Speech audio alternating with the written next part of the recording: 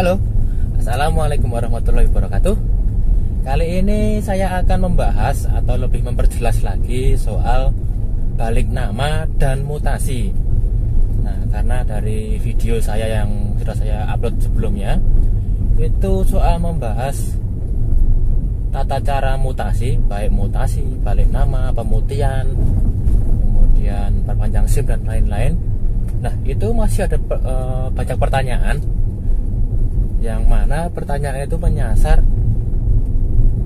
saya mau balik nama KTP saya dari kota A, tetapi kendaraan saya di kota B, atau lebih gampangnya kendaraan saya beli dari plat B atau sekitar Jakarta ya. Kemudian saya punya KTP di Surabaya atau di Semarang. Pertanyaannya, apakah bisa saya mutasi itu kendaraan tetap di B, di plat B, kemudian menggunakan KTP saya yang ada di luar Jakarta, alias balik nama saja tanpa mutasi? Itu apakah bisa? Tidak bisa. Nah, itu harusnya adalah cabut berkas dulu atau mutasi keluar dari plat B, kemudian kita daftarkan ke Samsat tujuan sesuai KTP kita. Karena di sini adalah pajak itu pemasukan untuk Dinas Pendapatan daerah sesuai KTP terdaftar. Meskipun KTP kita di Surabaya tapi kita tinggal di Jakarta, tetap tidak bisa karena KTP kita masih Surabaya. Itu untuk bahasan soal mutasi atau balik nama saja tanpa mutasi, tetapi KTP dan kendaraan berbeda. Apakah bisa? Yaitu jawabannya tidak bisa. Itu harus cabut berkas balik nama sesuai Samsat atau sesuai Samsat yang terdaftar dengan KTP atau KTP yang terdaftar dengan Samsat. Gimana ya urutannya ya? Pokoknya itu ada Samsat. Samsat itu adalah sistem administrasi layanan satu atap. Lah, itu menunjukkan bahwasanya untuk menaungi daerah tertentu. Misal untuk daerah di Jawa Tengah itu ada Kabupaten Klaten misalnya. Itu ada Samsat Prambanan, Samsat Klaten, dan Samsat Bantu untuk Delanggu. Nah, sama-sama di Klaten itu ada 3 Samsat. Nah, masing-masing Samsat itu tidak bisa untuk dijadikan, misalkan kita beli nama atau kita beli kendaraan yang terdaftar di Samsat Prambanan, tetapi KTP kita itu di Delanggu. Kita ingin balik nama tapi nggak perlu mutasi dari Prambanan ke Klaten, dari Prambanan ke Delanggu. Apakah bisa?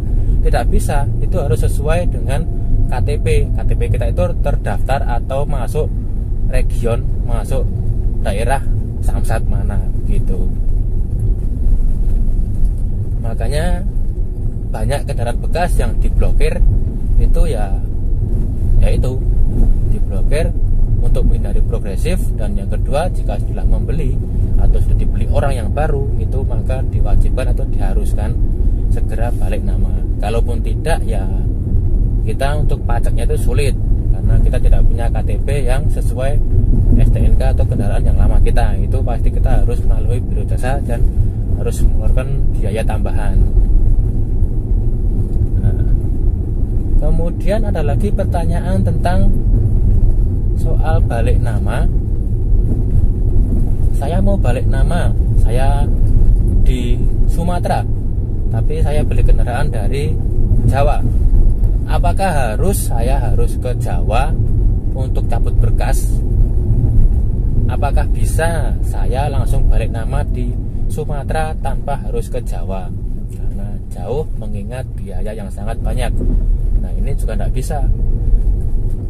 Di proses cabut berkas itu ada beberapa proses, yaitu yang namanya cabut berkas. Nah, pasti ada berkas yang dicabut dari Samsat asal, entah itu berkas kopian BPKB, STNK, ataupun berkas jual belinya secara sah itu disimpan di Samsat asal. Namanya juga cabut berkas.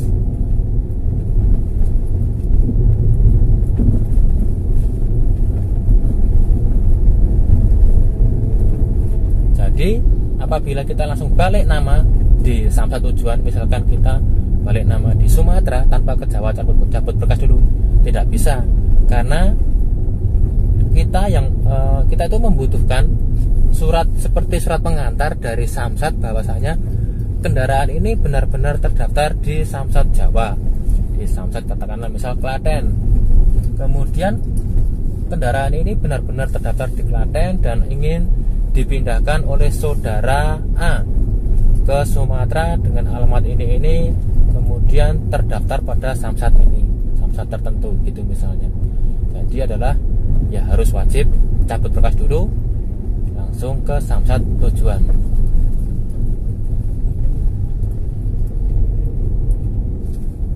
Kemudian ada lagi pertanyaan, Bang, kalau saya harus ke Jawa dulu karena biayanya mahal, itu gimana ya? Apakah sekali urus, sekali proses itu selesai? Tidak. Di samsat asal itu adanya proses cabut berkas itu selama kurang lebih 4 minggu. Jadi misal kita cabut berkas di hari Senin minggu pertama, berarti hari Senin minggu pertama, minggu kedua, minggu ketiga, kemudian di hari Senin minggu keempat itu baru bisa diambil berkasnya. Lah nanti ketika kita melakukan cabut berkas itu sudah diberikan jadwal untuk mengambil berkasnya. Itu biasanya 4 minggu proses. Kemudian berapa nominalnya untuk cabut berkas? Cabut berkas sendiri itu untuk kendaraan roda 2 atau kendaraan motor itu sebesar Rp150.000, itu resmi. Itu biaya atau pengumuman itu adalah dari kepolisian atau samsat semua Indonesia itu rata Rp150.000. Sedangkan untuk motor itu untuk mobil roda 4 itu sebesar Rp250.000, itu resmi. Dan semua nota itu ketika kita cabut berkas dengan senilai segitu itu akan disertakan dengan kwitansi pembayaran resmi dari BRI, karena samsat atau kebanyakan samsat ya itu bekerja sama dengan BRI, itu pasti ada loket BRI, dan ketika kita bayar di sana kita akan diberikan sebuah bukti bayar atau kwitansi. Nah, kalau ada biaya yang lebih dari itu dan tidak diberikan kwitansi, ya saya tidak tahu, itu mungkin. Oke, lanjut lagi untuk pertanyaan soal apa ya?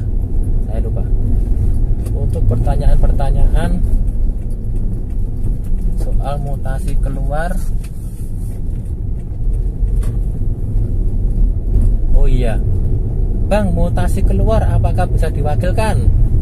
Nah, cabut berkas sendiri itu dilakukan oleh calon pemilik baru. Nah, biasanya itu ada beberapa ya, nggak semua sih, ada beberapa itu yang minta, atau jika mutasi bukan atas nama sendiri atau atas nama orang lain, baik orang tua ataupun beri nama ke nama adik kita atau nama tetangga kita untuk menghindari pajak progresif. Nah, petugas sendiri juga dia tahu ini itu orang mau balik nama itu, kenapa kok harus nama orang lain bukan nama orang sendiri, itu kenapa.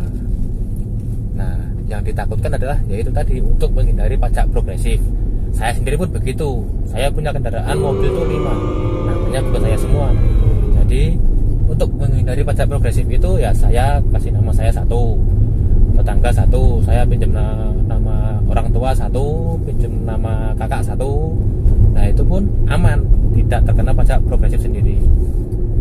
Nah, untuk menghindari hal semacam itu, maka petugas itu berhak dan menanyakan, loh, kenapa yang balik nama itu kamu, bukan orang ini yang tertera dalam KTP yang akan balik nama. Nah, maka dari itu lebih baik itu kita siapkan yang namanya surat kuasa. Surat kuasa itu sendiri menjelaskan bahwasanya orang yang terdaftar dalam KTP atau yang ingin balik nama sesuai KTP-nya itu, dia itu menyuruh orang lain, entah misalkan menyuruh kakaknya atau menyuruh adiknya atau tetangganya itu untuk mengurus balik nama ini, maka disertakan wajib, yaitu adalah surat kuasa. Itu dicabut berkas. Sama halnya kita mutasi masuk, kita juga harus mewajibkan atau apa itu namanya, melampirkan surat kuasa.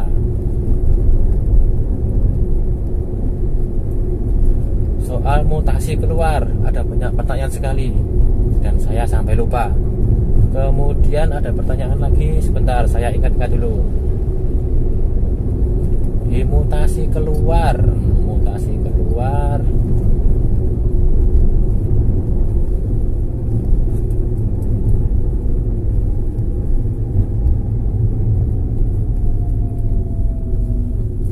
Oh iya, Bang, mutasi keluar. Saya mau mutasi dari Jakarta, mau balik nama ke nama saya dari Jakarta ke Klaten. Tetapi pajak saya itu nunggak 1 tahun. Itu bagaimana, Bang? Dari Jakarta ke Jawa Tengah itu sudah beda Dispenda atau apa ya lebih tepatnya nanti itu ada Dinas Pendapatan Daerah. Oh iya, ada Bapenda, Badan Penerimaan Daerah. Nah, itu ada juga. Dari Jakarta ke Jawa Tengah itu sudah beda dinas. Nah, untuk Jakarta masuknya ya masuk Jakarta, untuk yang di Jawa Tengah masuk yang di Jawa Tengah, begitu kira-kira. Jadi apabila kita terlambat di Jakarta, itu akan dilakukan penagihan sebesar pajak tertunggak. Pajak tertunggaknya itu misal 1 tahun, berarti sekali pajak itu sesuai nominal yang tertera di STNK. Itu ketika kita cabut berkas, itu untuk cabut berkasnya tadi adalah Rp250.000 untuk mobil dan Rp150.000 untuk motor, di luar keterlambatan pajak dan denda, begitu ya. Jadi ketika kita cabut berkas itu adalah kita di loket BPKB atau di berkas utama itu kita bayar uang nominal cabut berkas itu. Kemudian nanti sampai ke loket berkas yang Samsat, berkas yang STNK, itu akan muncul tagihan denda pajak, baik dendanya dan pajaknya. Jadi itu akan keluar tagihan, kita harus melunasi dulu. Di situ akan keluar tagihan sebesar pajak yang harus kita bayarkan di Samsat asal. Misalkan pajak kita setahun itu 100.000, ya berarti kita harus bayar dulu 100.000 plus uang cabut berkas, dan kalau ada keterlambatan denda yang lebih 1 bulan itu dikenakan denda, begitu kira-kira. Kemudian soal masalah uang ataupun denda itu ada lagi pertanyaan, Bang, cabut berkasnya itu kan 4 minggu Bang, dari awal dari minggu pertama sampai minggu ke-4 ya Bang, itu memakan waktu 4 minggu. Misalkan saya cabut berkas di minggu pertama, kemudian di minggu kedua itu jatuh tempo pajak saya, itu bagaimana? Nah, untuk jawaban ini sebenarnya saya tidak tahu secara persis, tetapi dari analogika peraturan itu dapat kita simpulkan ada 2 kesimpulan kemungkinan. Yang pertama adalah itu akan menginjak masa terlambatnya apabila petugasnya, atau dalam artian dalam masa cabut berkas itu, misal minggu kedua pajak kita sudah diurus, kemudian terlambatlah 1 hari, berarti kita kena denda. Nah, otomatis nanti kita akan bayar pajak selama 1 bulan ke depan. Jadi misal pajak kita itu Rp120.000 dalam 1 tahun. Jadi untuk pajak 1 bulannya itu sebesar berapa? 120 bagi 12, 10.000. 10.000 1 bulannya, berarti cabut berkasnya itu Rp150.000, kemudian ditambahkan lagi pajak 1 bulan ke depan itu 10.000. Itu untuk yang mutasi cabut berkasnya itu adalah mepet dengan jatuh tempo pajaknya. Nah, yang kedua, kemungkinan yang kedua adalah misal kita cabut berkas di minggu pertama, di minggu kedua atau minggu ketiga itu jatuh temponya. Bisa jadi waktu proses cabut berkasnya itu di minggu pertama sudah selesai prosesnya. Nah, setelah prosesnya selesai di minggu pertama, berarti jatuh temponya pajak yang minggu kedua ketiga itu nggak terhitung, alias kita ya udah, kita cuma bayar mutasi keluar saja. Aduh, maaf, gasrok teman-teman.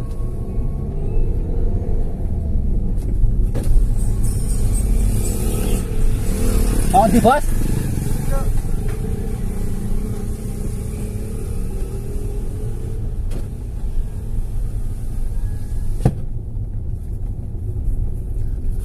Tuh teman saya, tetangga saya tuh, dari dia tuh bisnisnya itu,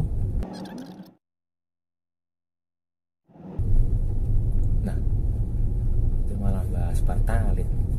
Oke, kita lanjut lagi, kita bahas soal mutasi keluar.